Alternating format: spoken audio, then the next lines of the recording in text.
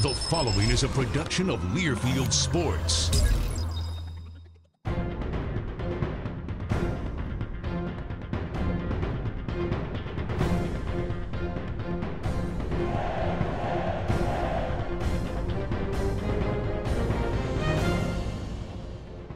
The Badger Hockey Digest, presented by Charter Communications.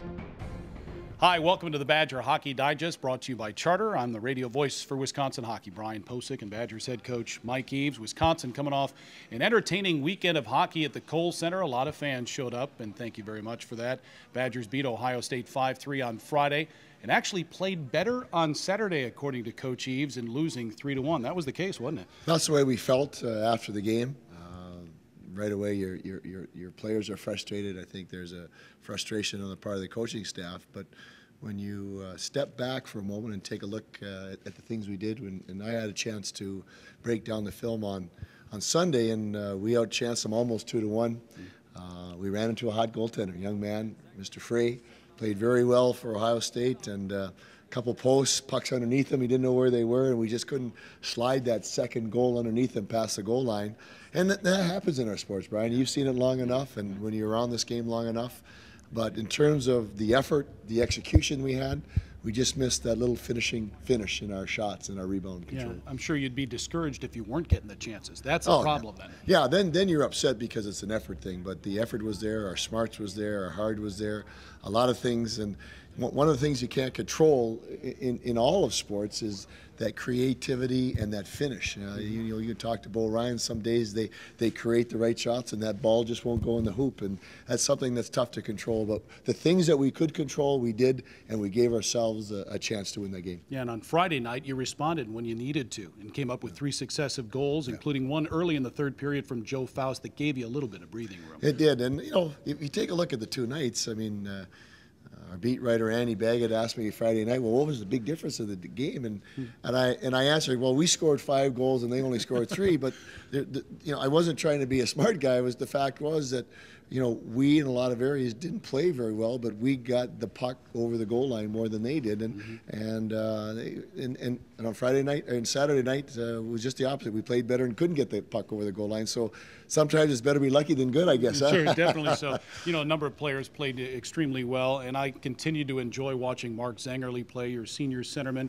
It's his final year, and he knows it and wants to do so much for this program to get it where he thinks it should be at the end of the year. And he's doing it. He's doing it with the puck and without the puck. We've asked Mark and his line mates if they can improve their play without the puck to about 10 to 15%. That'll allow us to do the things that we want to do in the long run, to have those championship moments. And he continues to play very well with the puck. He had great patience and vision, and he rang the post on Saturday and hit the crossbar on Friday. So he's taking more shots. I think the goals are going to come for him. Yeah, and fans, when you're watching Mark Zangerle, yes, when he has the puck, he's fun to watch. But you brought up to me in our pregame show on the radio last week, watch what he does without the puck, right? He is getting smarter away from the puck, and I think the selling point to somebody who's an offensive player, when you're better away from the puck, you're going to have the puck more. And if you think about that, well, that kind of makes sense. I'd kind of like to have the puck more. So if you and your line mates are smarter and more effective when you don't have the puck, then you're going to have it a lot more. And I think that he's bought into that. And as you said, he's coming down to his last swing at it here with us, and he wants his team and himself and his line mates, everybody, to be successful as they can. All right, the Badgers playing well, ranked 9th in the U.S. College Hockey Online poll, and hit the road for the first time in 2 months, going to Michigan this weekend. We'll tell you more about the Wolverines series coming up in just a moment. I'm not what the girls here would call classically good-looking. I spent most of my youth in the dreaded friend zone. That all changed when my folks got Charter TV. I discovered tons of chick flicks in HD and on demand, and learned all the secrets to romancing the high school girl. Now in a school full of boys, I'm the man. I'm the man. Get Charter TV starting at $29.99 per month. Charter, make way for more. This is Andrew Zielsdorf. He plays hockey. This is leukemia. It's bad business. This is Andrew's oncology team. They love Andrew. They don't like leukemia. And thanks to them, Andrew is now cancer-free. Booyah. They are the world-renowned physicians, scientists, and nurses at the American Family Children's Hospital, pioneers in pediatric cancer care. UW Health. Remarkable. Well, Wisconsin's on the road this weekend to play Michigan. Badgers and Wolverines just played a few weeks ago in a very entertaining series here, wasn't it? It was. We had great crowds to begin with. On Friday night, we had a nice storm, and we had almost 10,000 people show up, which was phenomenal.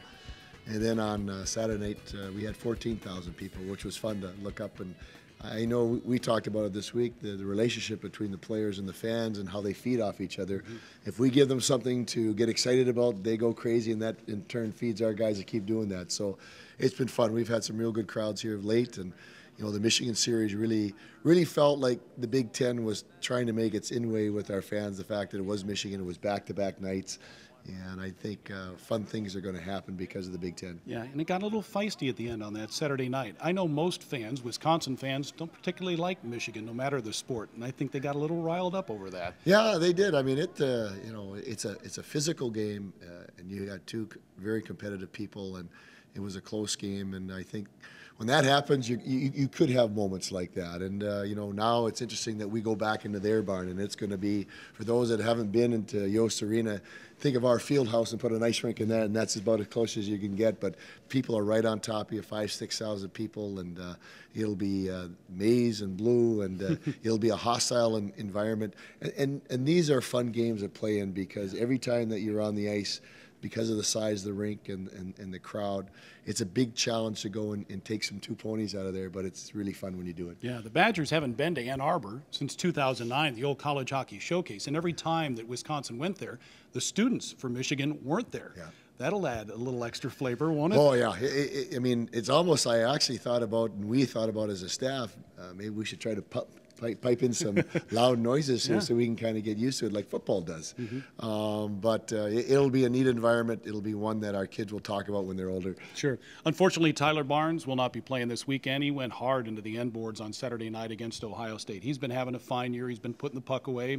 I'm sure he'd like to more regularly than he has, but he's been a big piece with Mark Zangerle up on that top. He has. They've kind of been paired together here for a while, and almost like frick and frack, if you will. He did go extremely hard into the boards. I didn't see it quite clearly enough from the bench, but I watched it on video. I said, oh boy, it was almost amazing that he got up on his own. Mm-hmm. So we'll miss Mark, but that gives an opportunity for somebody else to step on there. And every coach in any physical sport says that, because you're going to have injuries. Yeah, and before I let you go, the Big Ten, it's a 3-point game every single night. I mean, you can make some hay or make up some ground in a weekend pretty quickly if you can get your work done. No, it's absolutely the truth. The 3 points really gives it a new dynamic, and Michigan has got 2 games on us. We're 3 points up. We've got to continue to do our part and get those points. I mean, our ultimate goal is to try to tie down that first Big Ten championship, and we got to keep winning. And every team says that. Minnesota's still undefeated, has the 1 tie, so we got to keep ahead of and get up too. So we've got a double chore there, and going into a tough environment. These are the kind of environments, though, Brian, that forge your team. If you're going to win a championship, you've got to be able to handle these type of environments and flourish and get the job done. So we as a staff are looking forward to seeing how our team handles this. Yeah, I think we're all looking forward to it. Wisconsin and Michigan, Friday and Saturday night. Both games start at 5:30 Central Time. Friday's game will be on the Big Ten Network. Saturday's game on the NBC Sports Network. You can also listen on the Badger Sports Network or BadgerSportsNetwork.com. Good luck this week. Thanks, Brian. Sure, that's Badgers head coach Mike Eaves. I'm Brian Posick. Thanks for watching the Badger Hockey Digest, brought to you by Charter.